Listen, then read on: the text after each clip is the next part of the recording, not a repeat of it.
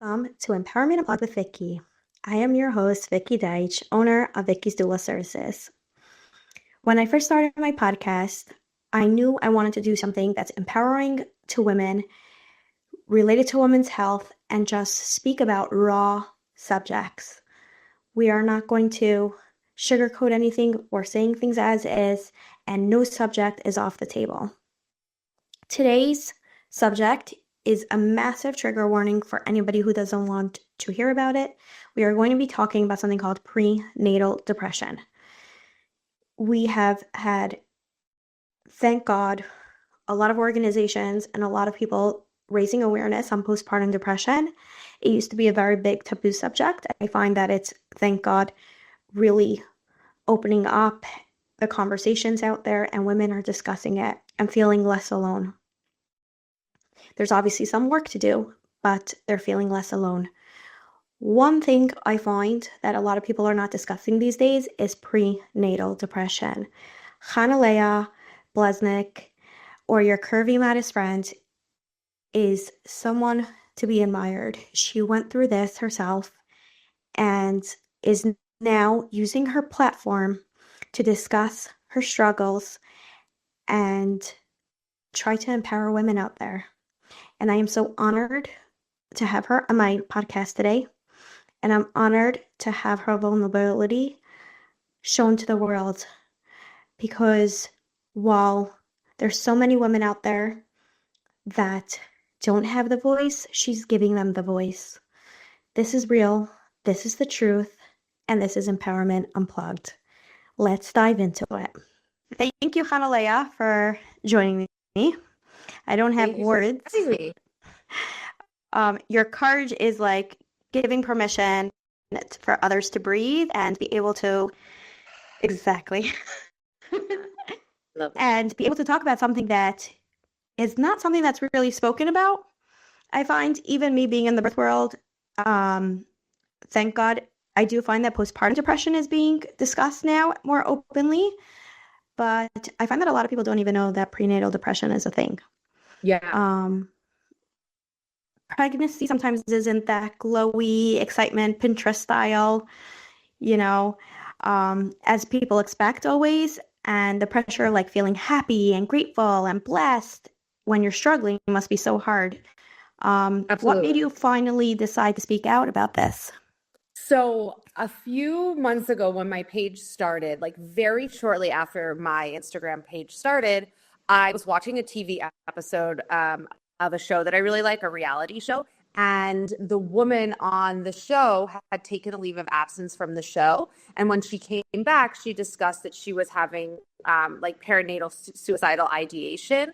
And I like burst into tears and I called my mom and I was like, you cannot believe what is being talked about on like this huge, massive platform. Like, I feel so seen. I had never heard anyone on earth talk about it other than Meghan Markle when she talked about her pregnancy. And so when I heard it being talked about on this TV show, I was like, I have to make a video right now. This is so something that I want to speak about on my platform. My platform is about curvy, modest fashion. And, Right, which I love, by the way. and growing up in addiction and my 12-step recovery. So it's really, I don't usually focus on it because like also I'm not pregnant right now. So it's not like in the forefront of my mind. But when I saw the TV episode discussing it, I was like, oh my gosh, I have to share my experience. And I had such a small page at that time. Maybe I had 1,500 or 2,000 followers. And I got hundreds and hundreds of messages from people who had like very similar experiences, maybe not to the degree of like suicidal like I experienced, unfortunately, but like a real deep sadness and just feeling so not yourself the whole time.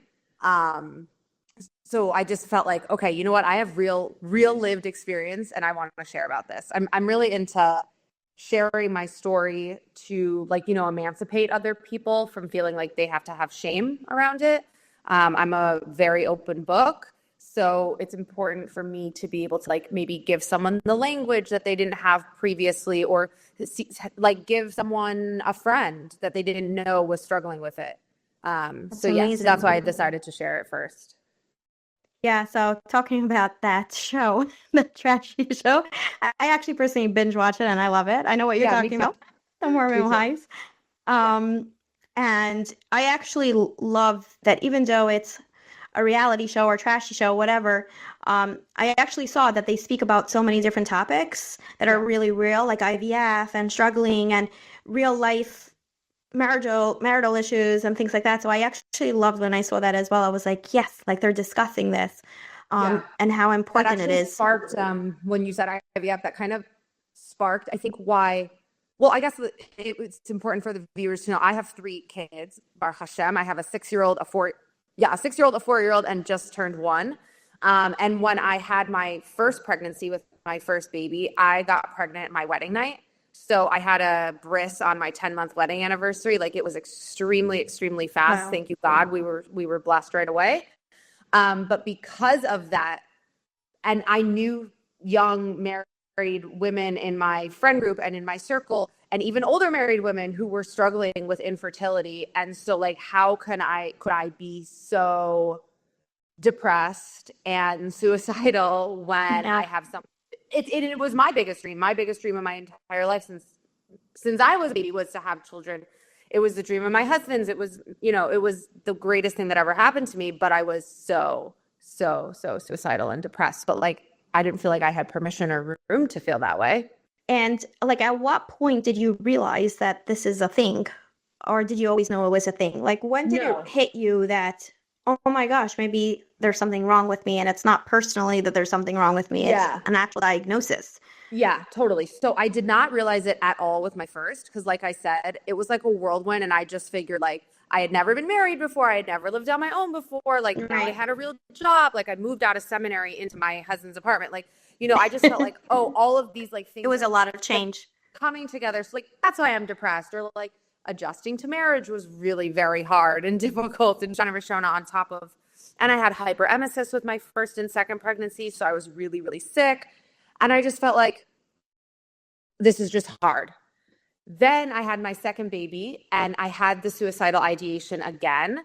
And my life was still kind of in a lot of chaos in terms of like my husband had, like, unbeknownst to us, was being fired from his job. And then we were financially insecure and it was kind of COVID times. And I had a toddler, and then I was very, very sick again. So I knew I was miserable and I absolutely hated this, but I didn't have the words or the language until I took a 3-year break between my second and my third baby to really get my marriage in a really, really, really good place, get my health in a really good place. I lost like 75 pounds between those two babies. I was working my 12-step program. I had a lot of amazing girlfriends. I had done so much work on myself, and I was in such a good place to bring a third baby into the world. And then before I even peed on the stick, I knew I was pregnant because I woke up and I was like, the first thought in my head was, I should kill myself. And I was like, oh my gosh, like this isn't just that my life was crazy the last two babies Right. I had. This is like something hormonal, or this is not me. Because in that point in my life that I was pregnant with my third baby, like I did not feel like that at all. And it was such a foreign voice in my head, but I couldn't get it to go away. Like I took medication and I went to therapy and I went to my 12-step meetings and I talked with my friends and I had support from my mom, but it's just such a intense doom Rush and feeling. thought. Yeah. Wow, that's so hard. Yeah. How do how did you manage to go through such a thing? So Like, my what mom was your jokes biggest support like, system? How did you yeah. like So my husband and my mom kind of joke about it because they're like, oh yeah, she's suicidal, but not it. I described the suicidal ideation in a way to my OBGYN that's like, I'm not going to do anything and I have no plans and I'm not driving off the side of the bridge or, harming myself. It's just like this constant feeling of all day long, like it would be better if I was not here. Everyone would be better if I was not here and I should kill myself. That's horrible. So I think because I had a support system of my mom and my husband and my girlfriends, I did kind of share about it.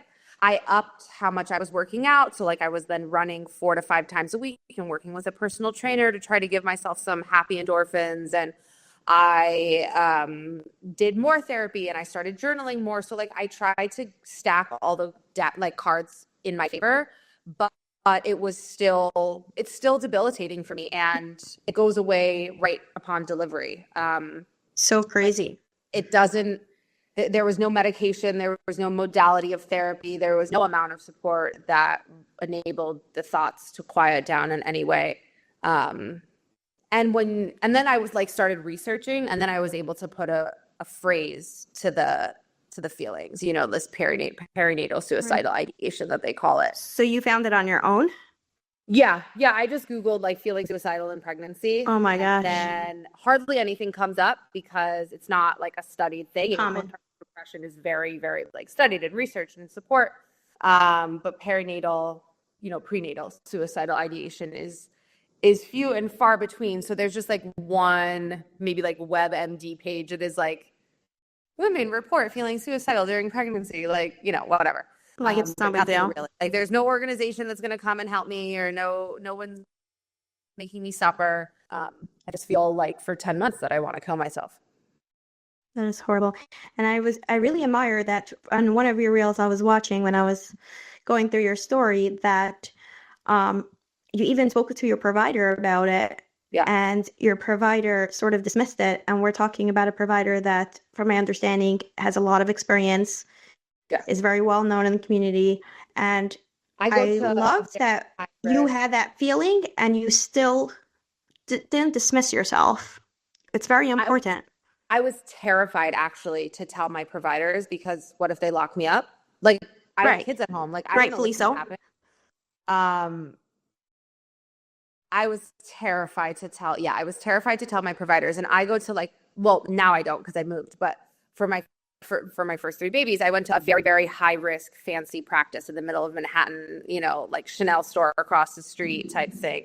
Right. Where these people know what they're talking about. They've been doing this forever. I trust them more than anybody in the world. They gave me 3 beautiful children in very extreme circumstances. I have really hard labor and deliveries. And she like flipped a paper, like my paper over that like had like my weight and my height and everything from that appointment, and wrote suicidal ? It was like she had never heard that before. And I was really scared. I remember being like so scared that they were going to like send me somewhere. Yeah. So that really made me feel. Did you feel that they treated you differently after that, or how did that work? I think like maybe the nurses or the doctors throughout the pregnancy would be like, and are you still suicidal? And I would be like, yeah. And they would be like, okay. I think they like checked in on it in that way, if I remember correctly. No, I wasn't treated differently. But I think that it's like a hard line because there was nothing they could do. Right. But it also seemed like I was the first person who had ever said such a thing to them. I think that maybe it's possible that the reason why people don't speak up is like you said, it's not spoken about. So even if a woman is feeling this way, she thinks it's something that has to do with her, or she's suffering through some kind of depression, or she's the issue, not so much that, oh, maybe it's an actual diagnosis. Yeah. That's probably what happens with most women. And then they don't say that to their providers because they're nervous that maybe their babies are going to be taken away, or CPS is going to come in, or they're going to think they're crazy and have someone on suicide watch for them, you know? No, and that's not a good feeling either. Significantly, negatively. That would have very much altered my experience in that pregnancy. And now I've moved, so I don't have providers who know me in and out. Like my provider who delivered all 3 of my kids was like a mom to me. She knows every single thing about me, so she knew I wasn't going to hurt myself. But like my fear is like, what happens if I decide to have a 4th baby and I'm living across the country and I have a new provider who doesn't know me? And I say, hey, I want to let you know that this is what I struggle with in my pregnancies. And then they say, okay, well, you're going to, you know, go to the mental hospital now or something. Right. It's very hard. Yeah. It's a very heavy subject. What, ever since you spoke about it, do you feel like there's a shift, or like you think that it's still very much like, oh my gosh, like, I think that if someone was, I think, well, also my page was way smaller at that point. So I'm so excited to do this to like, kind of revamp that and re-bring the topic up. I think that anybody who shares about it is definitely not shamed because people understand postpartum depression and they understand that that's hormonal. And I believe that this is hormonal too, and the same thing. I don't think there's like a communal stigma, but I do think that people just like are completely unaware that it's even a thing. But I think that like when I did share, people who said, "Oh my gosh, I have the same thing," or people who were like, "Wow, I never knew about that." I wish I would have known about that. So I don't think there's like a stigma or a shame around it. I don't know. I would say that I don't have shame. It sucks. Or just that it's not discussed. Yeah, and it's just not discussed. And it makes, like, I know that a lot of conversation in the femme world in the last few years is about fertility or situational infertility or all those things. And it's like, I have to decide knowing that for like 10 months, I'm going to be suicidal before I decide to have another baby. Like that is a really heavy thing for my marriage and my job and my other children that are here and my parents and my friends like that. And for myself, that's a very heavy thing to carry around. So it definitely alters my ability to grow my family in a way that maybe I would have behaved differently if I didn't suffer from it. Wow. No, that makes sense. It makes a lot of sense. And it's something I'm amazed that you're speaking up about it and you're telling people about it because, like you said, your followers went running. There's a reason for it. It's not because it's not spoken about. And I just like that now the conversation is being spoken about. You're being raw and honest. You're putting your life out there. When I find that a lot of times people are nervous to speak up, even if it is happening to them, just because of stigma in some circles. And thank God you have a very strong support system. Yeah. But even sometimes where like, how would you explain, this just popped into my head in regards to like your husband? I feel like women could be nervous to like, how is my husband going to view this? Or how do I explain this to him? I know with postpartum depression, I explain it to husbands. I find that because, like you said, IVF and all these infertility and these things are spoken about and it's being more accepted, I explain it almost the same thing. PCOS, you're not going to be upset at a woman who can't regulate her period. You'd be like, let's get medication. Let's take care of it, right? So I try to explain that postpartum depression is not something that's wrong with your wife. Like she's not crazy. It's something that is just the imbalance and when you need to take care of it.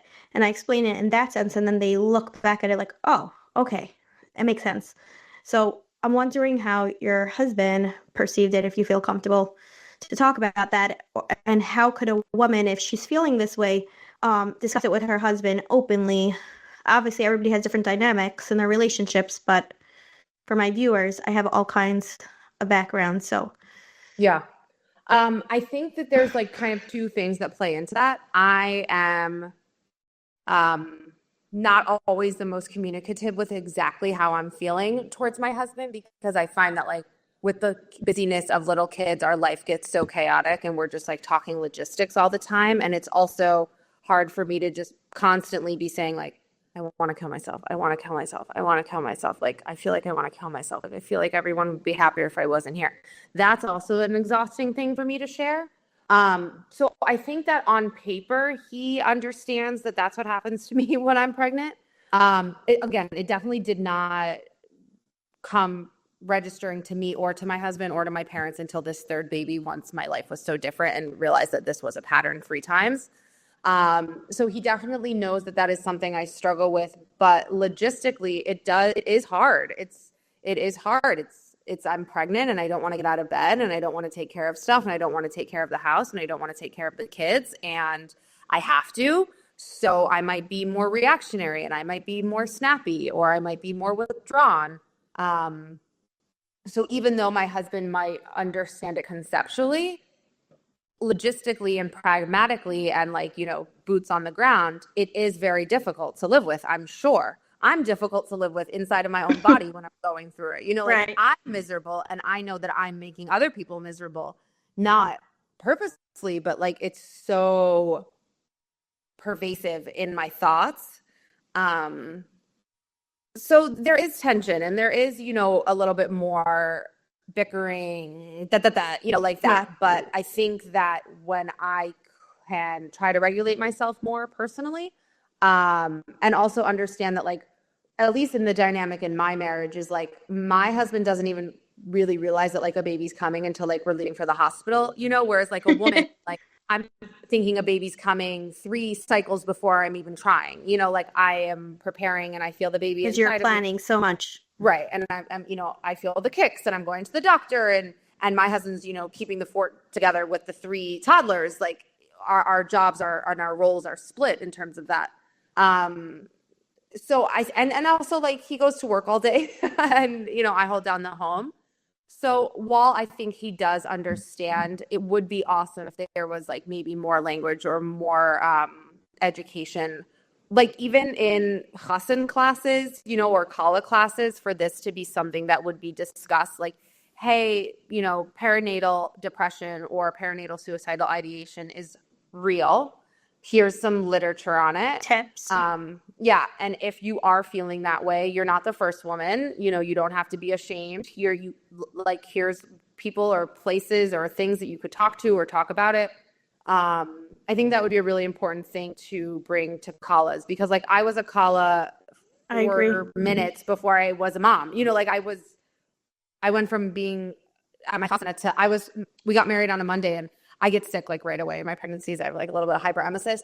And we got married Monday, and on Shabbos morning, Shabbos Brachas, I was throwing up. I was like, I think I'm pregnant. And the Rebbe was like, wow. You are not pregnant. I'm like, no, I think I am. And I was. So you jumped straight into it in your marriage. Yeah. Yeah. So maybe to have that education also, and I know like getting married is so much information, but just like, hey, your wife might get pregnant and be really sad, and it's hormonal, just like how we would talk to someone about postpartum depression.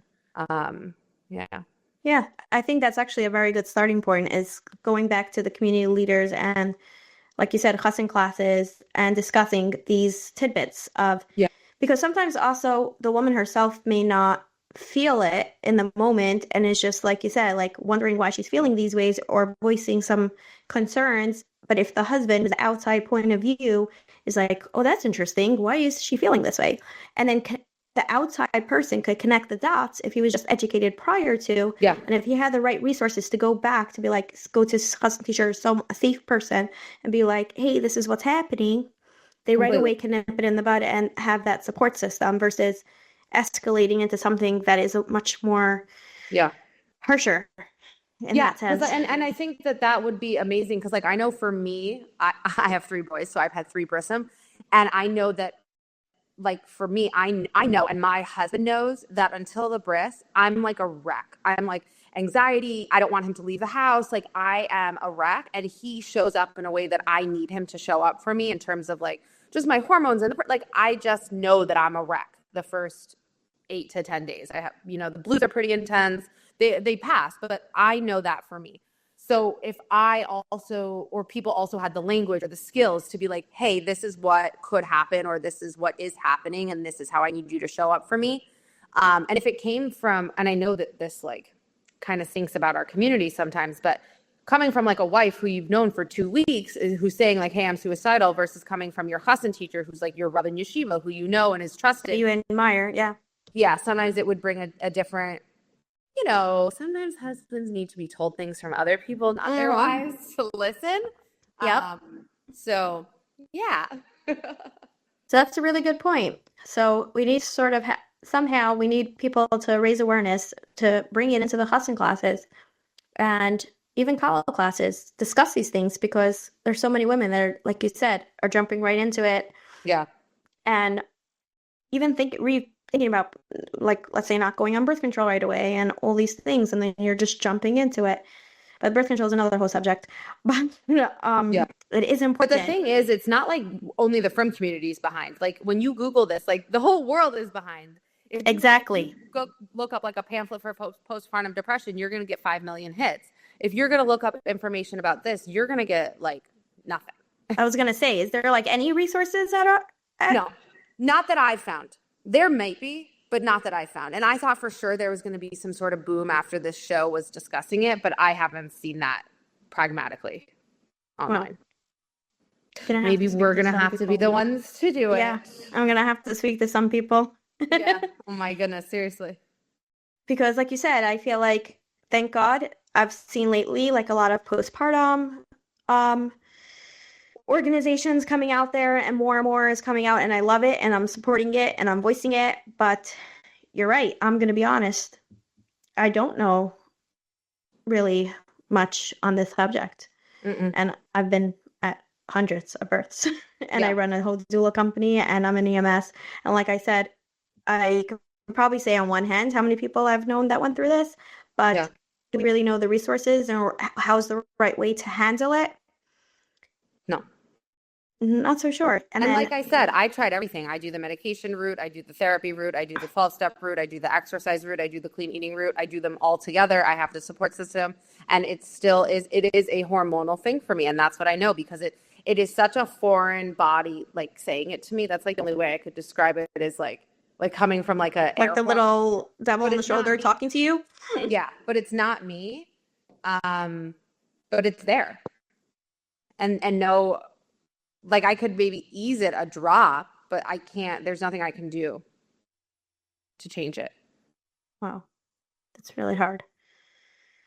So, what is one message will you like to tell the viewers and the world today, coming from you? Like, what is? I think in terms of like prenatal depression or perinatal suicidal ideation, is that you don't have to feel ashamed, and it's not a reflection in any way of how you are going to feel as a mother. You don't have to be scared that maybe you won't love your baby because you feel this way in pregnancy. And I want people to know, if they do suffer with this, that I see you and you are 100% not alone, because, oh my gosh, I have the exact same thing.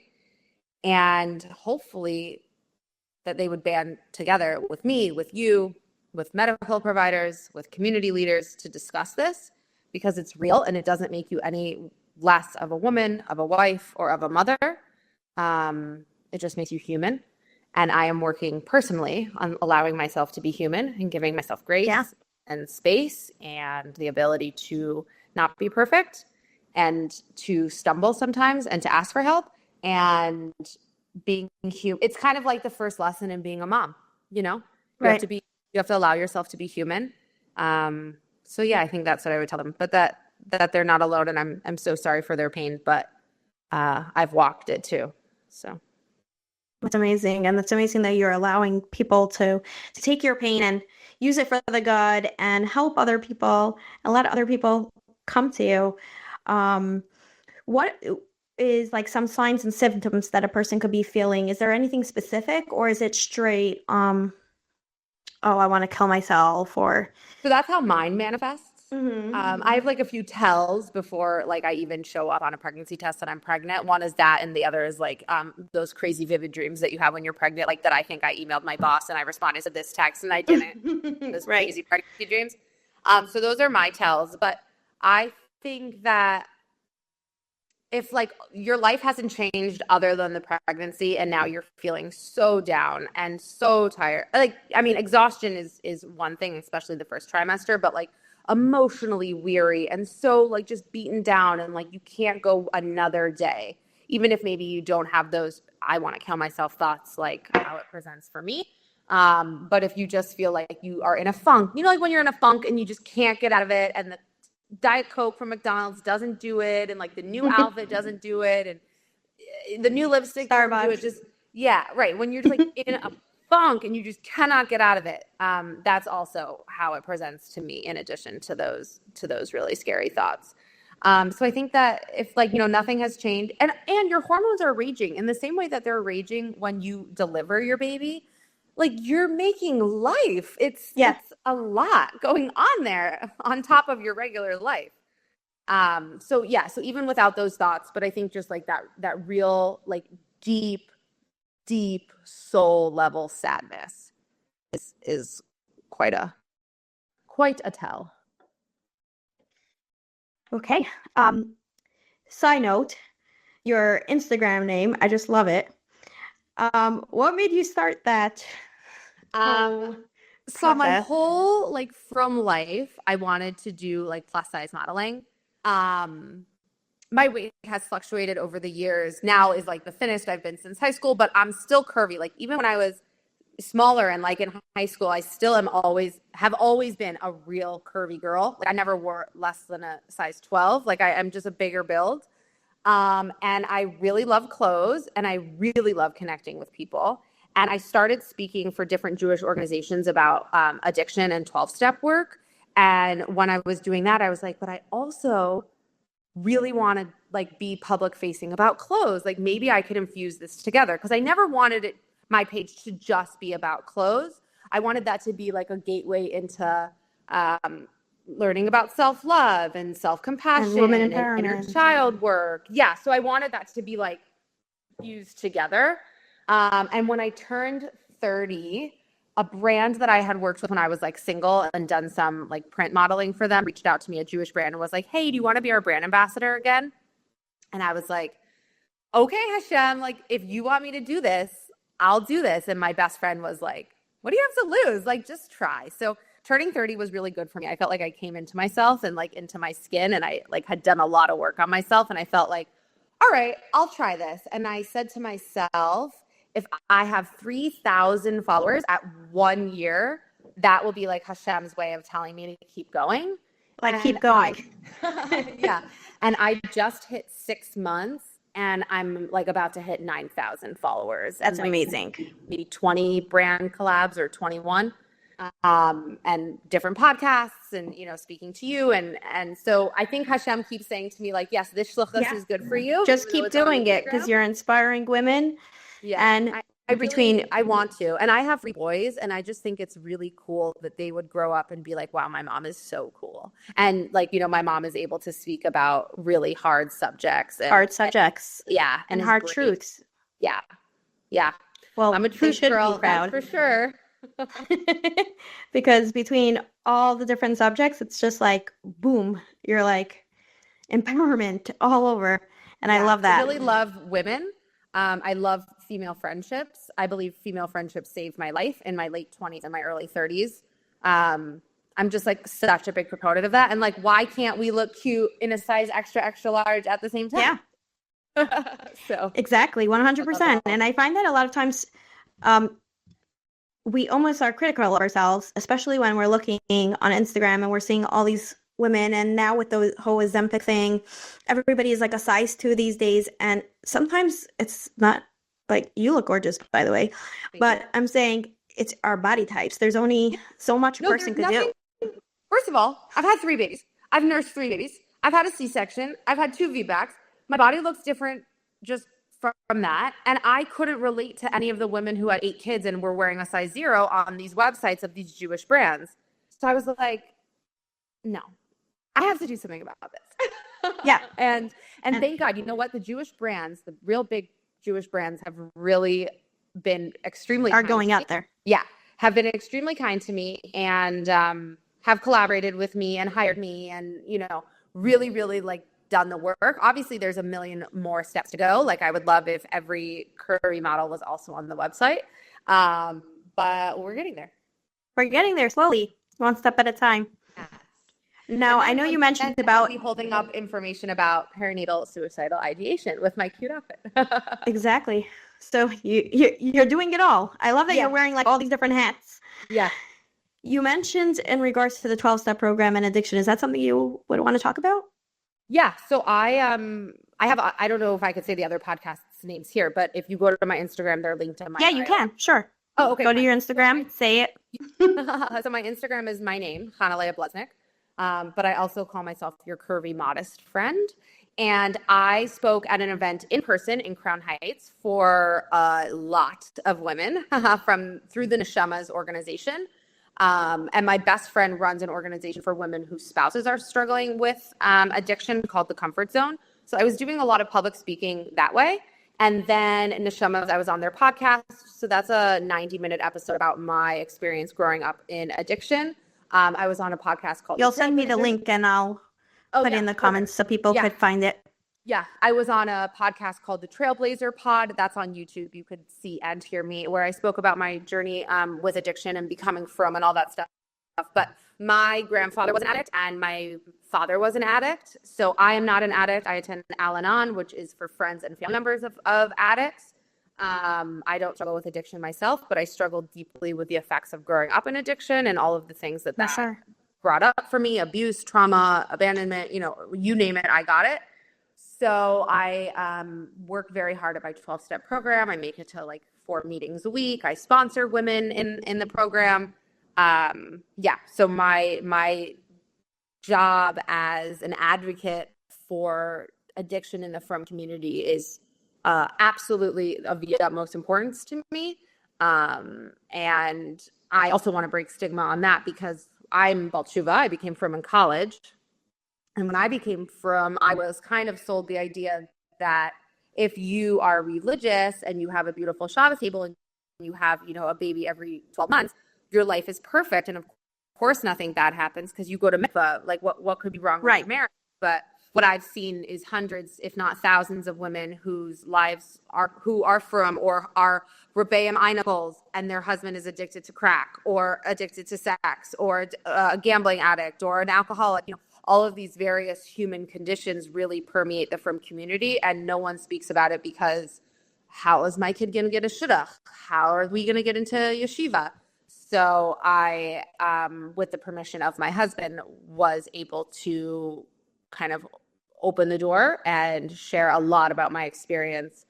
Thank God my husband is not an addict. I do not live with active addiction in my home today, but the effects are still pervasive and always will be. It affects me on a daily basis. It will affect my children, et cetera, for generations to come. And I just try to really do the work and talk about that in the frum community, which is also a huge part of my page. So, and that's a huge, also, like you said, taboo subject. You're basically taking all the taboo subjects and blowing it up. You're my kind of gal. Yeah.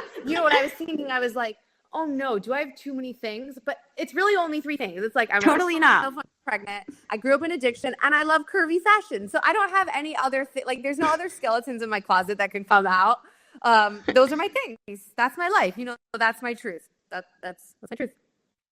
But that's the truth. And like you said, at least you're talking about it and you're making it something that people could talk about and making it normalize it, because like you said, even in addiction thing, people don't talk about it. People try to keep it hush hush under the rug, and they're suffering. And even if they're not addicts, but if they have a family member that's an addict or a father or mother, like you said, it's hard for everyone, and everyone deserves to have that resource and not be labeled or stigmatized or anything like that. And, 12-step programs, Al-Anon is, free and anonymous. So no one knows that you are going. You don't have to pay for it. And it is the most life-changing work you'll ever do in your life. Everyone, people say to me, I really want to go to a meeting, but what if I see someone I know? And I say, well, they're there for the exact same reason. Same way. They're there for the exact same reason you are. So. And you'll be surprised who's there. Correct. You will be absolutely shocked who's there. And you also keep it to yourself. And that's something that's private and sacred. And no one's going to out you, and you're not going to out someone else. I chose to out myself publicly. No one chose to out me. And I do not out anybody else who has chosen to remain anonymous within the program, because that's not my prerogative. Exactly. I've chosen to out myself, like I said, with the permission and the blessing of my husband. I had to have that conversation with him because, again, I did not want that to harm our children in any way that would be detrimental to my marriage. And I've gotten so much amazing feedback since I've spoken out. I guess actually December will be a year since I did like my first in-person public speaking event, saying like, we want to marry into your family. You guys have healed your stuff. So Hashem has a shidduch for my kids. He had a shidduch for me, regardless of what I went through. And, Mirz Hashem, we'll find someone who also likes the truth and likes healing. So. People want the truth. In the end of the day, if you have someone that doesn't want that, then that obviously they're not for them. But in the end of the day, like I said, you have to be true to who you are. And I know even with my background and everything, I would say, like, you got to be true to who you are. If you don't like me, you don't like me. It is what it is.